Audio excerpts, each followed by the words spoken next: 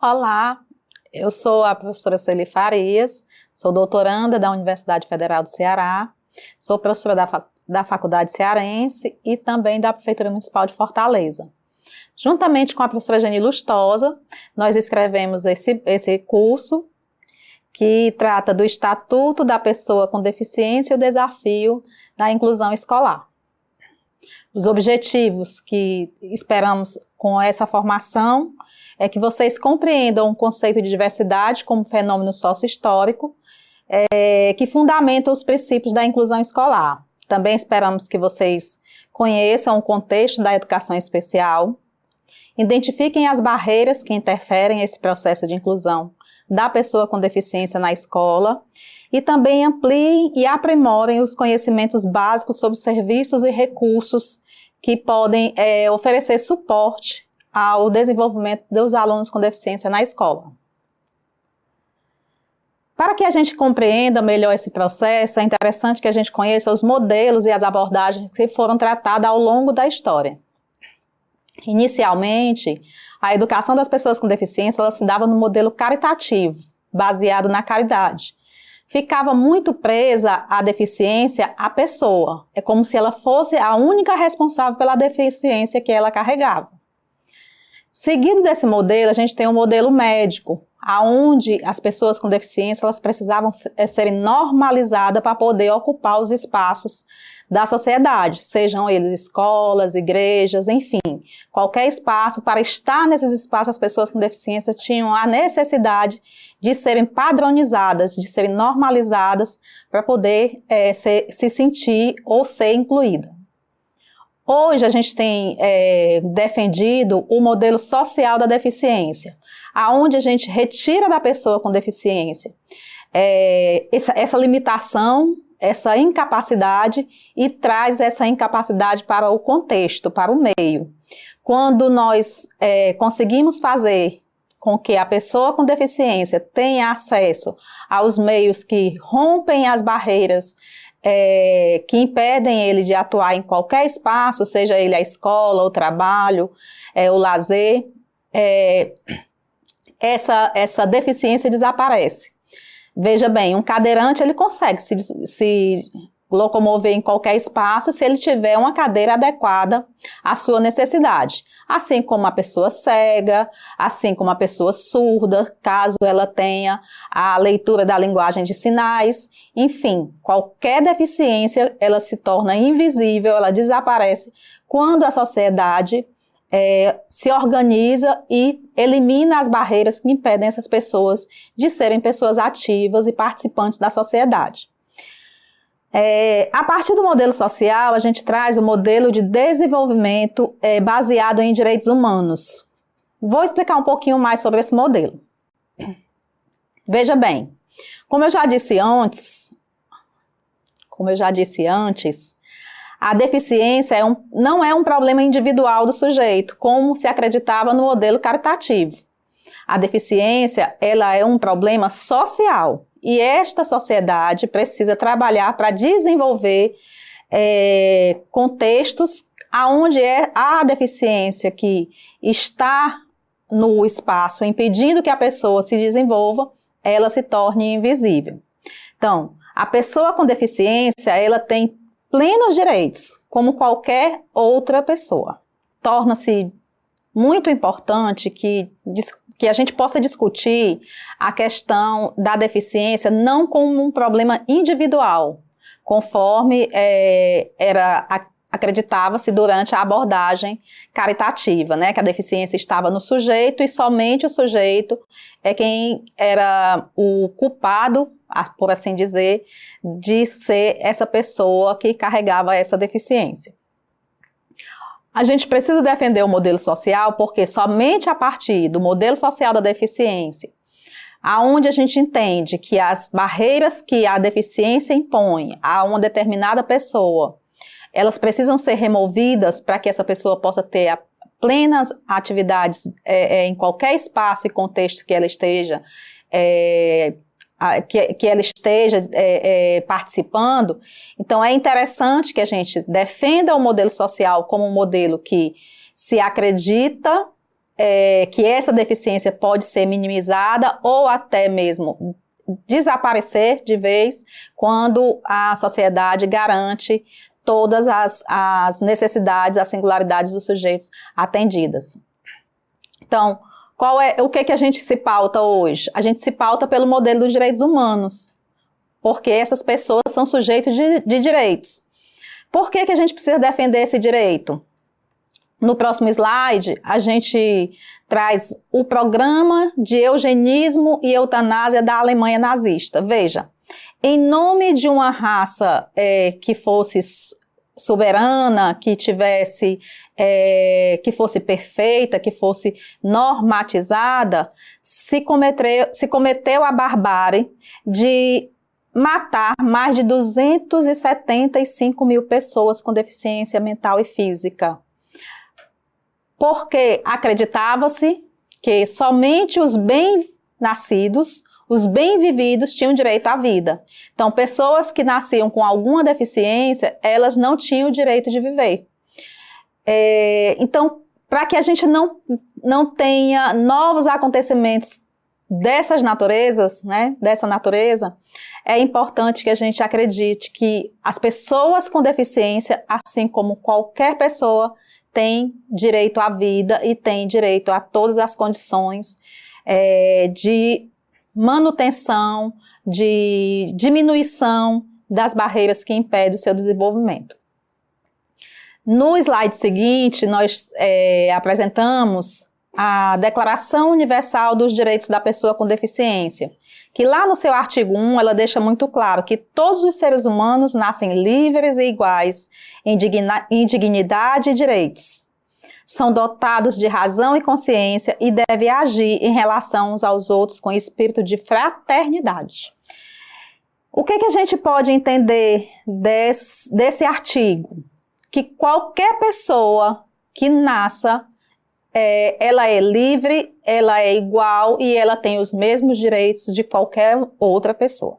No slide seguinte, apresentamos o que são os direitos humanos. Então, no primeiro tópico, trazemos direitos e liberdades básicas de todos os seres humanos. Então, como o artigo 1 da Convenção já deixa claro, da Declaração de Direitos Humanos já deixa claro, todos têm os mesmos direitos. Por quê? Porque todos decorrem de uma natureza, que é a natureza humana. Todos os seres humanos nascem livres e têm os mesmos direitos.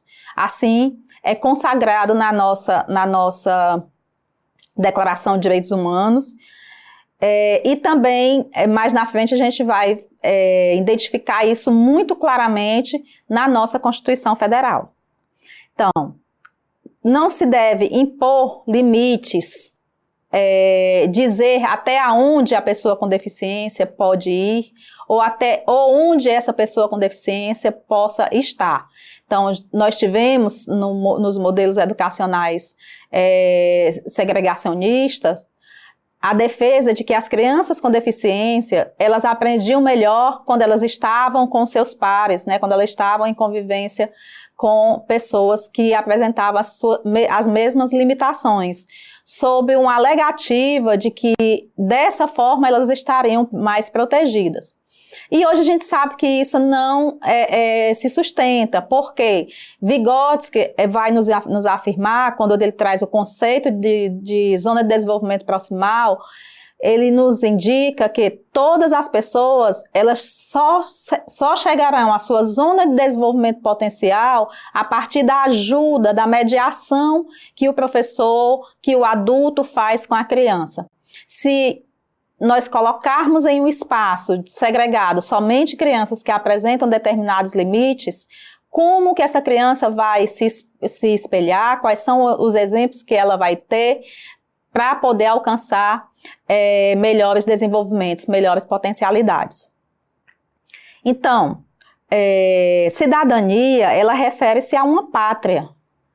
Já os direitos humanos, eles são universais. Então, uma pessoa com deficiência no Brasil, ela tem a mesma representatividade de uma pessoa com deficiência em qualquer lugar. Não é uma questão de nacionalidade, mas é uma questão de humanidade, de universalidade. No slide seguinte, nós exemplificamos por meio de imagens e figuras, mais detalhadamente essa questão da superação das barreiras que impedem as pessoas com deficiência de se desenvolverem. Então, nós temos os fatores sociais, os fatores ambientais, nós temos a necessidade de interação e participação desses sujeitos para que eles possam, de fato, ter e viver em equidade. Vou explicar melhor. Veja que os fatores sociais, eles são também barreiras que vão impedir os sujeitos de se desenvolverem. Apesar de não estar aparecendo aí para vocês, mas nós entendemos que as pessoas que têm menos acesso à cultura, ela vai ser uma pessoa que não vai ter o pleno desenvolvimento artístico que poderia ter caso viesse a ter o acesso aos bens culturais. Uma pessoa que tem uma deficiência, seja ela aparente ou uma deficiência que seja visível, quando essa deficiência é entregue somente ao sujeito, sem que haja uma interação do meio no sentido de minimizar as barreiras que essa deficiência impõe, ou seja, quando os fatores ambientais não são corrigidos para melhorar a vida da pessoa com deficiência, quando não há interação, consequentemente, não haverá participação. E aí nós teremos, sem sombra de dúvidas, a inequidade. Então, como eu já havia falado, o slide que a gente apresenta agora traz duas legislações que são hoje as maiores legislações em defesa da educação para as pessoas com deficiência nos espaços de escolas, né, de escolas regulares ou de escolas comuns, e não em espaços segregados. O primeiro que a gente vai mencionar é o artigo 205 da Constituição, quando ele afirma que a educação é direito de todos, dever do Estado e da família, e que deve ser promovido e incentivado pela sociedade, com a participação e colaboração da sociedade. A Lei Brasileira de Inclusão, que foi publicada em 2015 e ainda está sendo estudada, né, começando a ser lida aí pelos nossos colegas educadores, ela traz no artigo 27 a seguinte redação: a educação constitui direito da pessoa com deficiência, assegurados sistema educacional inclusivo em todos os níveis e o aprendizado ao longo da vida, de forma a alcançar o máximo de desenvolvimento possível de seus talentos e habilidades físicas, sensoriais, intelectuais e sociais, segundo suas características, interesses e necessidades de aprendizagem. E a nossa ênfase na leitura desse artigo é para que a gente entenda que as pessoas com deficiência, como qualquer outro sujeito, ela vai conseguir na escola regular o máximo de desenvolvimento de suas habilidades, como qualquer outro. Nem todos os alunos que passaram pela escola regular deram conta de se apropriar de todo o currículo. Não é diferente com as pessoas com deficiência. Mas elas precisam ser estimuladas, elas precisam ser consideradas nos diversos momentos que a escola desenvolve. Então, qual seria a obrigação do Estado brasileiro? Nós temos 3 verbos aí bem importantes: respeitar, proteger e cumprir. Respeitar, não agindo para violar os direitos, ou seja, negando os direitos das pessoas com deficiência ou de qualquer sujeito. Eliminando práticas excludentes, e aí quando a gente fala de práticas excludentes, nós não estamos falando só das pessoas com deficiência, nós estamos falando de qualquer pessoa. Nós sabemos que há ainda hoje nas nossas escolas práticas pedagógicas que excluem. Não permitir a discriminação sob qualquer alegativa, proteger os seus cidadãos, né? O verbo correto seria exatamente esse. Cumprir, no sentido de facilitar, promover e prover condições para que as pessoas participem plenamente da vida em sociedade.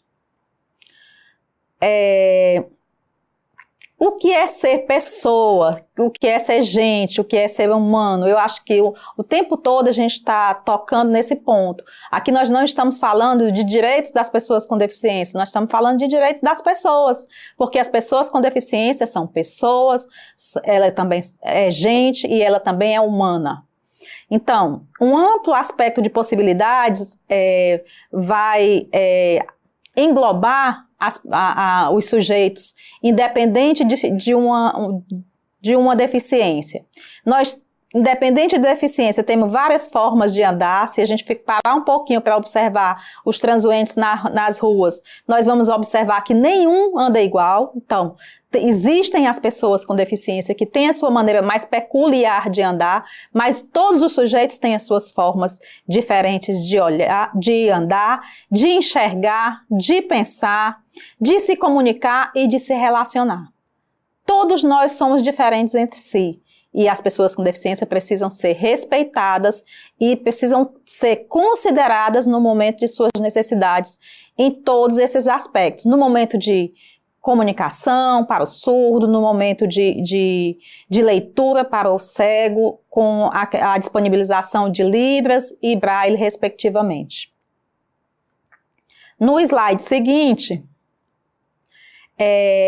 eu trago algumas ideias no sentido de eliminar, ou mesmo de, se não eliminar, pelo menos minimizar, a ideia que a gente tem em relação às atitudes, às práticas pedagógicas e à linguagem com as pessoas com deficiência. Então, a pessoa com deficiência, ela é trabalhadora, ela é mulher, ela é sujeito como qualquer uma outra pessoa, para depois vir a deficiência. A gente tem que ter esse olhar. E não nos assustar pela capacidade que muitas vezes as pessoas com deficiência têm em seus campos de trabalho, alegando ou fazendo uma relação, mas como é que ela consegue se ela é deficiente? Ela é, antes de tudo, uma pessoa. E somente asseguradas as condições para que essa pessoa se desenvolva, é que a gente vai saber qual o limite que ela tem de desenvolvimento. Então, nós temos pessoas com deficiência intelectual, nós não temos o deficiente intelectual ou deficiente mental, nós temos a pessoa com deficiência intelectual. A pessoa que tem uma deficiência e não a pessoa deficiente, porque deficiente é o sistema, é o contexto onde essa pessoa está inserida. Vamos para o próximo slide. Vou trazer aqui um pouquinho dos fatores que apoiam a educação inclusiva. O que nós, enquanto professores, podemos fazer para minimizar ou eliminar da vida dos nossos alunos as questões de desvantagem que fazem com que esses sujeitos dificilmente alcancem os seus melhores desenvolvimentos, as suas melhores potencialidades. Então, esse é o nosso primeiro papel, tentar eliminar as barreiras que impedem o sujeito com deficiência de estar se desenvolvendo plenamente. Contribuir e interferir para um melhor desempenho dele em sala de aula, seja na flexibilização do tempo para a realização das avaliações, no modelo de avaliação que exija dele de forma mais direta, para que não caiba duplas interpretações nos enunciados. Compreender que o estudante com deficiência e que de toda a escola, que incluir esse sujeito com deficiência é tarefa de toda a escola, não tarefa de um apenas. O aluno, ele não é da professora da educação especial, ele não é da professora do primeiro e do segundo ano, ele é aluno da escola, como qualquer um outro. E aí, a gente traz um pouquinho mais sobre os fatores que apoiam a educação inclusiva. E o melhor fator é a mediação. a mediação da aprendizagem, a mediação da inclusão em sala de aula, da gestão das atividades nas aulas de educação física, da gestão das atividades relacionadas aos eventos escolares. Então, quando o gestor e o professor da escola, ele tem a preocupação de inserir esses sujeitos nos diferentes espaços que a escola tem, então a gente está falando sim de uma escola inclusiva, a gente está falando sim de uma educação inclusiva. Então vamos lá, o que a gente pode fazer? A gente pode fazer uso de estratégias pedagógicas diferenciadas, e é importante que a gente ressalte que essa estratégia diferenciada, ela não é só para o aluno com deficiência, ela é para qualquer aluno que esteja naquele momento com dificuldade, naquele conteúdo específico, porque nenhum aluno ele vai se apropriar rapidamente de todo e qualquer conteúdo. As relações afetivas de acolhimento, respeito, de interação social, são atividades que também precisam ser mediadas pelo professor. Os níveis de ajuda e de suporte desses alunos, né? Desses alunos que são público da educação especial ou de outros alunos que também estejam naquele momento precisando de uma mediação e de apoio, é necessário que a escola identifique e é necessário que a escola providencie. E, principalmente, descobrir quais são os centros de interesse desse aluno. O que ele gosta de fazer? É bem mais significativa a atividade que eu desenvolvo com meus alunos quando eu considero quais são as importâncias que ele dá para determinadas aprendizagens. O professor da educação básica, ele pode investir na variedade de métodos. Nós temos vários métodos expositivos, a gente tem as maquetes, as aulas de experimentação, pesquisas, aulas de campo, que todos os alunos, e não só os alunos com deficiência, gostam bastante. Planejar aulas de formas mais criativa e significativa, considerando as peculiaridades e as especificidades de seus alunos, identificar o centro de interesse deles, organizar tempos e espaços pedagógicos que realmente atendam a questão do tempo que a criança leva para desenvolver determinadas atividades. Então, ela é mais lenta no copiar da tarefa, então, ao invés de pedir para ela copiar todas as questões do quadro, que vai requerer mais tempo, pede para ela copiar somente aquelas que você considera mais importante. Investir na abordagem da aprendizagem colaborativa, não só entre professor, mas entre professor-aluno e entre aluno-aluno. As crianças, elas se ajudam mutuamente, então você pode sim estar pedindo ali aquele grupo que colabore na aprendizagem daquele sujeito, porque dessa forma ele vai se sentir partícipe do processo que está sendo desenvolvido em sala de aula. O ambiente de sala de aula, como é que eu posso planejar esse ambiente para que o meu aluno da educação especial possa se sentir incluído?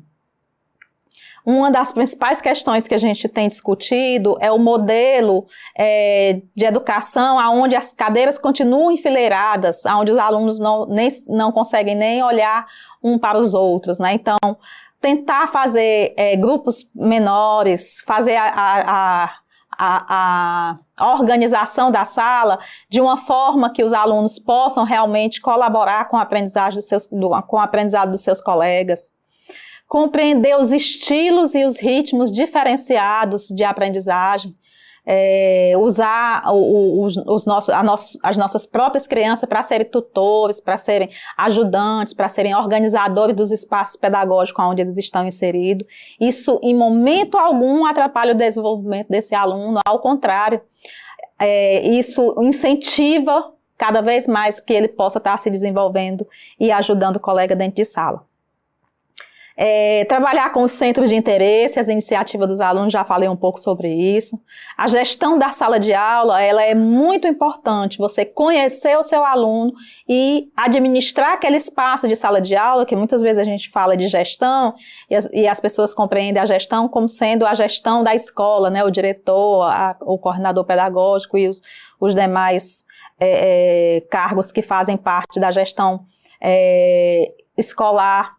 Mas eu não estou falando dessa gestão, mas especificamente da gestão de sala de aula. Como é que você, professor, tem conseguido gerir, administrar o seu tempo dentro de sala de aula?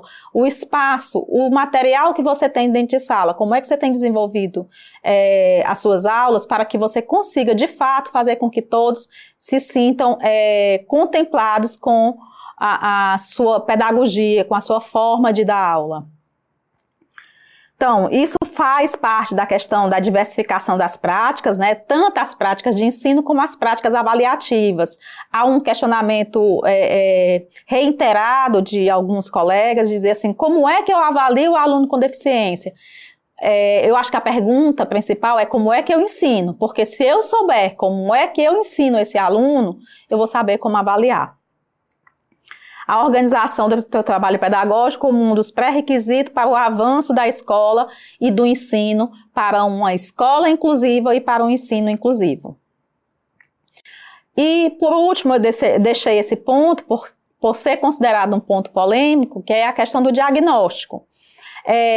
Na maioria das vezes, nós somos questionados pelo o laudo, né? E aí a gente escuta várias falas, o aluno laudado, eu acho isso terrível, gente, porque o que é um aluno laudado? Ele é um aluno, não é? A gente não pode botar um crachá nesse aluno, atribuindo a ele um laudo ou uma deficiência. Ele é, antes de tudo, um aluno. Então, o que eu faço diante de um aluno que apresenta todas as características, mas ele não tem o diagnóstico? A mesma coisa que você faria se o aluno tivesse o diagnóstico. Porque, afinal de contas, o diagnóstico ele é clínico, ele é médico. Ele pode até nos dizer alguma característica do nosso aluno em relação aos aspectos biológicos dele. Mas ele jamais vai nos dizer algo sobre a nossa prática pedagógica. Como é que eu vou desenvolver as atividades que vão, de fato, contribuir para o desenvolvimento desse aluno. Então, assim, muito mais do que olhar para o diagnóstico desse aluno, eu preciso olhar para as aprendizagens que ele tem alcançado, aonde é que estão as dificuldades que ele tem demonstrado. E aí sim, eu preciso desenvolver um planejamento e uma atividade que dê conta das minhas questões pedagógicas. As questões clínicas, não. Aí é lá com os terapeutas e é lá com a questão da área da saúde. A nossa área é educacional. Bem, era esse o nosso recado. Ficamos muito felizes em contribuir com essa discussão e nos veremos logo mais.